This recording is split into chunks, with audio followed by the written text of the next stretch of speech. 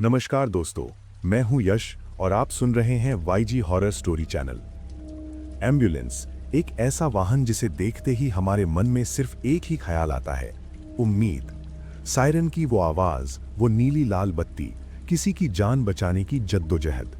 हम सब एम्बुलेंस को जीवन रक्षक मानते हैं। हम रास्ता छोड़ देते हैं ताकि वो तेजी से निकल सके। लेकिन दोस्तों, जरा सोचिए, क्या हो अगर आप एक एम्बुलेंस चला रहे हों, आपके पीछे एक मरीज लेटा हो और अचानक आपको एहसास हो कि वो एम्बुलेंस अस्पताल की तरफ नहीं बल्कि खुद ब खुद शहर के सबसे पुराने कब्रिस्तान की तरफ बढ़ रही है। क्या हो अगर वो सवारी जिसे आप जिंदा समझकर अस्पताल ले जा रहे हैं, वो असल में अपनी असली मंजिल पर जाना चाहता हो। आज की कहानी एक ऐसे ही एम्बुलेंस ड्राइवर की है जिसकी एक रात की ड्यूटी ने उसकी पूरी जिंदगी को हमेशा के लिए अंधेरे में धकेल दिया। ये कहानी इतनी खौफनाक है कि इसे सुनने के बाद अगली बार जब आप रात के सन्नाटे में एम्बुलेंस का सायरन सुनेंगे तो आपके रोंगटे खड़े हो जाएंगे। अगर आप कमजोर दिल के हैं तो वीडियो को अभी छोड़ दें, लेकिन अगर आप डर का असली चेहरा देखना चाहते हैं तो लाइट बंद करें, हेडफोन लगाएं और अपने कमरे का दरवाजा अच्छे से लॉक कर लें। दोस्तों, अगर आप चैनल पर नए हैं तो नीचे दिए गए लाल रंग के सब्सक्राइब बटन को अभी दबाएं और बेल आइकन को क्लिक करें ताकि खौफ की दुनिया का हर नोटिफिकेशन आप तक सबसे पहले पहुंचे। और हाँ, वीडियो को भी लाइक जरूर करें।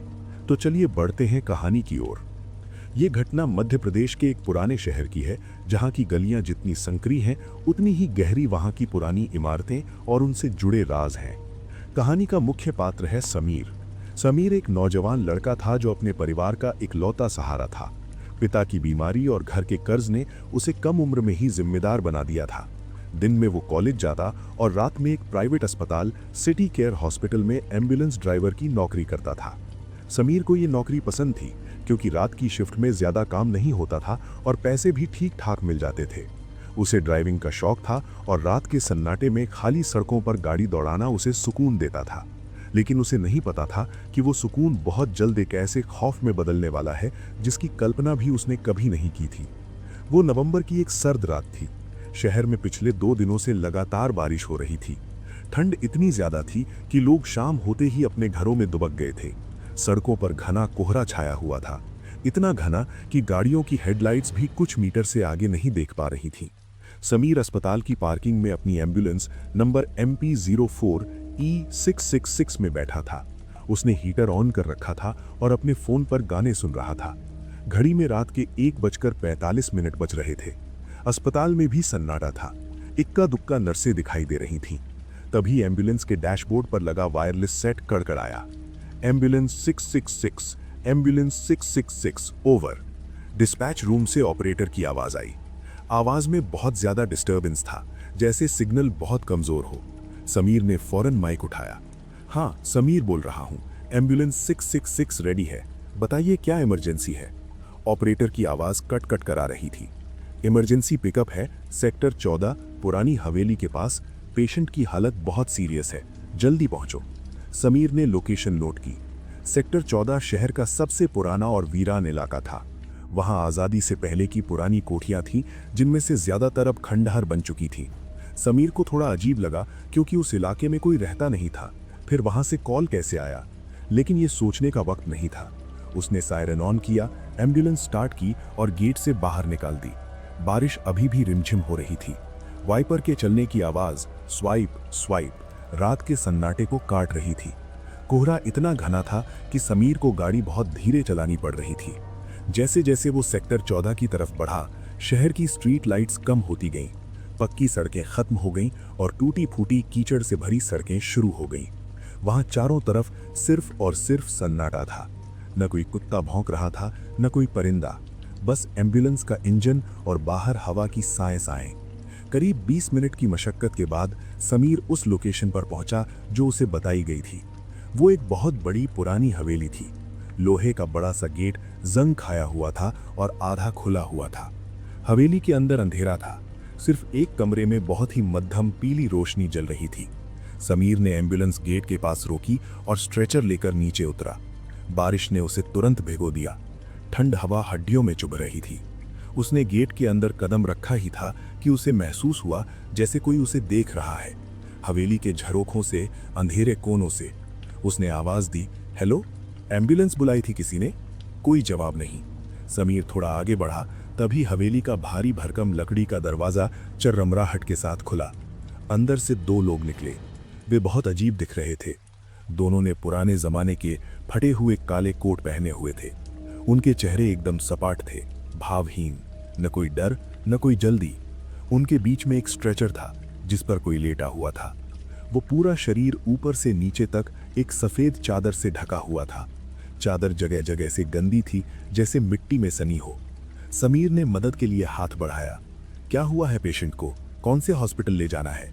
उनमें से एक आदमी ने, जिसकी आवाज बहुत भारी और खुरदरी थी, बिना समीर की तरफ देखे कहा, बस ले चलो, बड़ा अस्पताल, जल्दी। उसने ये नहीं बताया कि मरीज को हुआ क्या है, नहीं ये कि कौन साथ जाएगा। समीर ने कहा, ठीक है, लेकिन कोई एक आदमी साथ में चलिए, फॉर्मेलिटीज पूरी करनी होगी। दूसरे आदमी ने एम्बुलेंस का पिछला दरवाजा खोला और स्ट्रेचर को अंदर धक्का दे दिया। फिर उसने समीर की तरफ अपनी बेजान आंखों से देखा और कहा, इसको जरूरत नहीं है, तुम बस चलो, हम पीछे आ रहे हैं। इससे पहले कि समीर कुछ और बोल पाता, दोनों आदमियों ने एम्बुलेंस का पिछला दरवाजा जोर से बंद कर दिया और वापस हवेली के अंधेरे में गायब हो गए। समीर हक्का बक्का रह गया। ये कैसा मामला है? उसने सोचा शायद वे अपनी गाड़ी से आएंगे। उसे मरीज की चिंता थी, इसलिए उसने ज्यादा सवाल नहीं किए और ड्राइवर सीट पर आ बैठा। एम्बुलेंस के अंदर एक अजीब सी गंध फैल गई थी। आमतौर पर एम्बुलेंस में फिनाइल या दवाइयों की महक होती है, लेकिन आज महक थी गीली मिट्टी और बासी फूलों की। वही महक जो किसी जनाजे के पास आती है। समीर ने एम्बुलेंस स्टार्ट की और वापस शहर की तरफ मोड़ ली। शुरुआती 10 मिनट सब ठीक रहा। समीर बीच बीच में रियर व्यू मिरर से पीछे देख लेता था। सफेद चादर में लिपटा वो शरीर बिल्कुल स्थिर था। स्ट्रेचर के पट्टे उसे कसकर पकड़े हुए थे। समीर ने एम्बुलेंस का हीटर तेज कर दिया क्योंकि उसे बहुत ठंड लग रही थी। लेकिन अजीब बात यह थी कि हीटर फुल होने के बाद भी एम्बुलेंस के अंदर का तापमान बढ़ नहीं रहा था, बल्कि ऐसा लग रहा था जैसे कोई फ्रीजर खुला छोड़ गया हो। समीर के मुंह से भाप निकल रही थी। तभी एम्बुलेंस के पिछले हिस्से से एक आवाज आई, ठक। समीर ने शीशे में देखा। शायद स्ट्रेचर हिल गया होगा खराब सड़क की वजह से। उसने गाड़ी की रफ्तार और धीमी कर दी। कुछ सेकंड बाद फिर से आवाज आई, ठक ठक। इस बार आवाज तेज थी, जैसे कोई उंगली से एम्बुलेंस की दीवार खटखटा रहा हो। समीर के दिल की धड़कन थोड़ी बढ़ गई।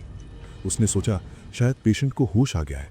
उसने ड्राइवर केबिन और पेशेंट केबिन के बीच लगी छोटी खिड़की स्लाइडर को खटखटाया और जोर से बोला, घबराइए मत, हम बस हॉस्पिटल पहुंचने वाले हैं, आप ठीक हैं? कोई जवाब नहीं आया, लेकिन खटखटाने की आवाज बंद हो गई।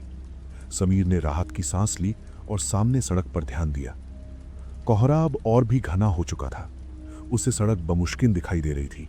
वो एक सुनसान रास्ते से गुजर रहा था जिसके दोनों तरफ घने जंगल थे। अचानक एम्बुलेंस का रेडियो अपने आप चालू हो गया। समीर चौंक गया। उसने तो उसे बंद कर रखा था। रेडियो पर सिर्फ श्श की आवाज, स्टैटिक नॉइज आ रही थी। समीर ने उसे बंद करने के लिए बटन दबाया, लेकिन वो बंद नहीं हुआ। आवाज और तेज हो गई और उस शोर के बीच उसे एक बहुत ही धीमी फुसफुसाती हुई आवाज सुनाई दी, गलत रास्ता। समीर का पूरा शरीर सुन्न पड़ गया। उसने तुरंत ब्रेक मारा। एम्बुलेंस चीखती हुई रुकी। उसने इधर उधर देखा, क्या ये रेडियो से आया था या पीछे से? उसने पीछे मुड़कर स्लाइडर खिड़की से झांकने की कोशिश की। अंदर अंधेरा था, लेकिन स्ट्रीट लाइट की हल्की रोशनी में उसे दिखा कि स्ट्रेचर पर लेटा हुआ वो मरीज अब बैठा हुआ था। समीर की चीख उसके गले में ही अटक गई। वो चादर, वो अभी भी उस इंसान के ऊपर थी, लेकिन वो इंसान अब लेटा नहीं था। वो स्ट्रेचर पर बिल्कुल सीधा 90 डिग्री के कोण पर बैठा था। उसका चेहरा अभी भी ढका हुआ था। समीर के हाथ पैर कांपने लगे। उसने सोचा कि शायद उसे वहम हुआ है। उसने अपनी आंखें मली और फिर से देखा। स्ट्रेचर खाली था। हाँ, बिल्कुल खाली। चादर वहीं पड़ी थी, लेकिन उसके अंदर कोई नहीं था। समीर का दिमाग चकरा गया। ये कैसे हो सकता है? अभी तो वो बैठा था, और अगर वो वहां नहीं है तो गया कहां? चलती एम्बुलेंस से कोई बाहर कैसे जा सकता है? समीर ने तुरंत अपनी सीट बेल्ट खोली और पीछे जाने का फैसला किया। उसे लगा कि शायद मरीज गिर गया हो। उसने टॉर्च उठाई और एम्बुलेंस के पीछे वाले हिस्से में जाने के लिए उतरा। बाहर बारिश बहुत तेज हो चुकी थी। हवा के झोंके उसे धक्का दे रहे थे। समीर ने कांपते हाथों से पीछे का दरवाजा खोला।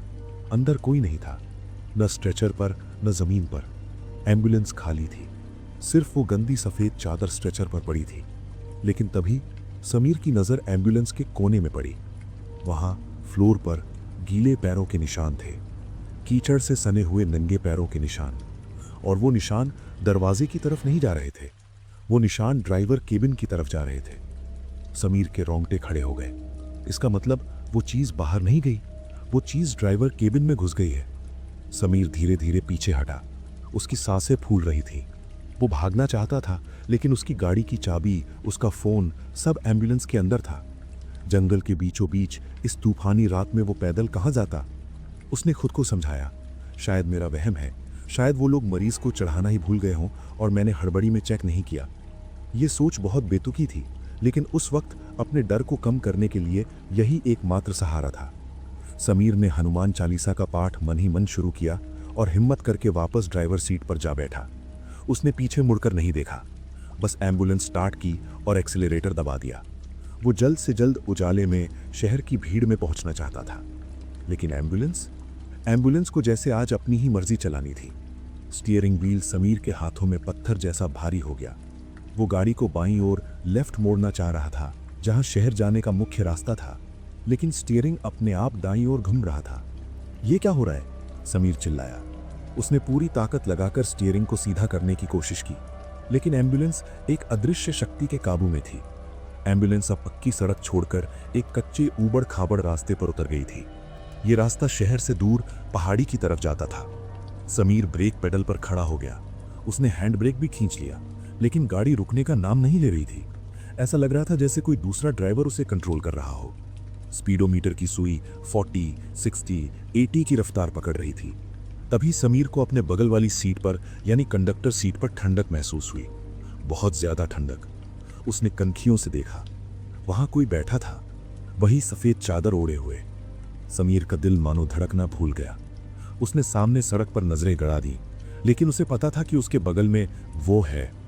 और तभी उस चादर के अंदर से एक हाथ बाहर आया, एक सूखा हुआ, झुर्रियों वाला, एकदम काला हाथ। उस हाथ ने डैशबोर्ड की तरफ इशारा किया। समीर ने ना चाहते हुए भी उस दिशा में देखा जहां एम्बुलेंस जा रही थी। कोहरा अब छट रहा था। सामने एक विशाल लोहे का गेट दिखाई दे रहा था। गेट के ऊपर उर्दू और हिंदी में कुछ लिखा था। बिजली कड़की और उस रोशनी में समीर ने वो शब्द पढ़े, शाही कब्रिस्तान। ये शहर का वो कब्रिस्तान था जिसे 50 साल पहले बंद कर दिया गया था, क्योंकि वहां जगह नहीं बची थी। लोगों का कहना था कि वहां रूहों का डेरा है। एम्बुलेंस तेजी से उस बंद गेट की तरफ बढ़ रही थी। समीर को लगा कि अब टक्कर होगी और वो मारा जाएगा। उसने अपनी आंखें कसकर बंद कर ली और चीखा, लेकिन कोई टक्कर नहीं हुई। लोहे का वो भारी जंग लगा गेट अपने आप बिना किसी आवाज के दोनों तरफ खुल गया। एम्बुलेंस कब्रिस्तान के अंदर दाखिल हो गई। अंदर का नजारा देखकर समीर की रूह कांप गई। वहां सैकड़ों पुरानी कब्रें थीं। झाड़ियां और कांटेदार पौधे हर जगह उगे हुए थे। एम्बुलेंस अब धीमी हो गई थी और कब्रों के बीच बने संकरे रास्ते पर रेंग रही थी। रोको, एक आवाज आई। यह आवाज रेडियो से नहीं थी, यह आवाज उसके बिल्कुल बगल से आई थी, समीर के कान के पास। समीर ने कांपते हुए ब्रेक दबाया। इस बार एम्बुलेंस रुक गई। मेरा घर आ गया, उस चीज ने कहा। समीर में इतनी हिम्मत नहीं थी कि वो मुड़कर देखे। वो बस स्टैचू की तरह बैठा रहा। उसने सुना कि उसके बगल वाला दरवाजा खुला। ठंडी हवा का झोंका अंदर आया। फिर दरवाजा बंद होने की आवाज आई। समीर ने धीरे से अपनी बाईं ओर देखा। सीट खाली थी। वहां सिर्फ थोड़ा सा गीला कीचड़ लगा हुआ था। क्या वो चला गया? क्या ये सब खत्म हो गया? समीर ने तुरंत गियर डाला और गाड़ी मोड़ने की कोशिश की, लेकिन एम्बुलेंस स्टार्ट ही नहीं हुई। इंजन पूरी तरह मर चुका था। उसने 10 बार चाबी घुमाई। खट खट खट, बस यही आवाज आ रही थी। अचानक एम्बुलेंस के चारों तरफ से आवाजें आने लगी। थप थप थप, जैसे बहुत सारे लोग एम्बुलेंस की बॉडी को पीट रहे हों। समीर ने खिड़कियों से बाहर देखा।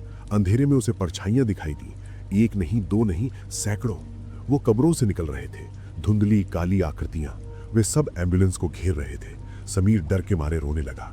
मुझे जाने दो, मैंने कुछ नहीं किया, वो गिड़गिड़ाया। तभी एम्बुलेंस की विंडशील्ड सामने का कांच पर एक चेहरा आकर चिपक गया। वो चेहरा सड़ा गला था, आंखें नहीं थी, बस काले गड्ढे थे। वो वही आदमी था जो हवेली से बाहर आया था। उसने कांच पर अपनी हथेली रखी और मुस्कुराया। उसकी मुस्कान में दांत नहीं, सिर्फ कालापन था। तुम हमारे मेहमान हो, उसने कहा नहीं, बस समीर के दिमाग में यह बात गूंजी। समीर ने देखा कि एम्बुलेंस के पिछले दरवाजे खुलने की आवाज आ रही है। वे लोग अंदर आ रहे थे। उसका बचना नामुमकिन था। उसने अपनी आंखें बंद कर लीं और भगवान को याद करने लगा। उसे लगा कि यह उसकी जिंदगी की आखिरी रात है। लेकिन तभी कहीं दूर से अजान की आवाज आई। सुबह की पहली अजान। अजान की आवाज गूंजते ही बाहर की उन परछाइयों में खलबली मच गई। जो चेहरा विंडशील्ड पर चिपका था वो चीखा और धुएं की तरह बिखरने लगा। एम्बुलेंस को पीटने की आवाजें बंद हो गईं। वो भारीपन जो हवा में था अचानक हल्का हो गया। समीर ने डरते डरते आंखें खोली। वहां कोई नहीं था। कब्रिस्तान खाली था। सुबह की धुंधली रोशनी आसमान में फैल रही थी। एम्बुलेंस अभी भी वहीं खड़ी थी, कब्रों के बीच। समीर ने कांपते हाथों से फिर से चाबी घुमाई।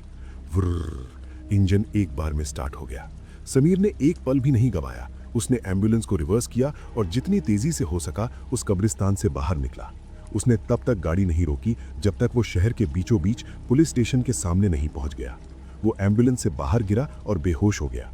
जब उसे होश आया तो वो अस्पताल में था। पुलिस वाले उसके पास खड़े थे। उसने उन्हें सब कुछ बताया, हवेली, वो अजीब लोग, मरीज का गायब होना और कब्रिस्तान। पुलिस वालों ने उसकी बात सुनी, लेकिन उनके चेहरों पर यकीन नहीं था। इंस्पेक्टर ने कहा, बेटा, हमें लगता है तुम ज्यादा काम की वजह से तनाव में हो। जिस सेक्टर 14 की हवेली की तुम बात कर रहे हो वो तो 20 साल पहले जलकर खाक हो चुकी है। वहां अब सिर्फ मलबा है। और जिस कब्रिस्तान की तुम बात कर रहे हो उसके गेट पर इतना बड़ा ताला लगा है जो पिछले 10 सालों से नहीं खुला। जंग लग चुकी है उसमें। समीर चिल्लाया, नहीं सर, मैं झूठ नहीं बोल रहा। मेरी एम्बुलेंस के टायरों में वहां की मिट्टी लगी होगी, आप चेक कर लो। और मेरी एम्बुलेंस में वो कीचड़ के निशान भी होंगे। इंस्पेक्टर ने उसे शांत किया और कहा, हमने तुम्हारी एम्बुलेंस चेक की, टायर बिल्कुल साफ थे और अंदर भी कोई निशान नहीं था। बस। इंस्पेक्टर रुका। बस क्या सर? समीर ने पूछा।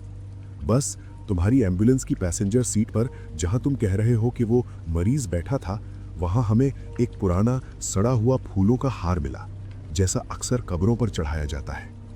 समीर का खून जम गया। उस दिन के बाद समीर ने एम्बुलेंस चलानी छोड़ दी। उसने शहर छोड़ दिया और अपने गांव वापस चला गया।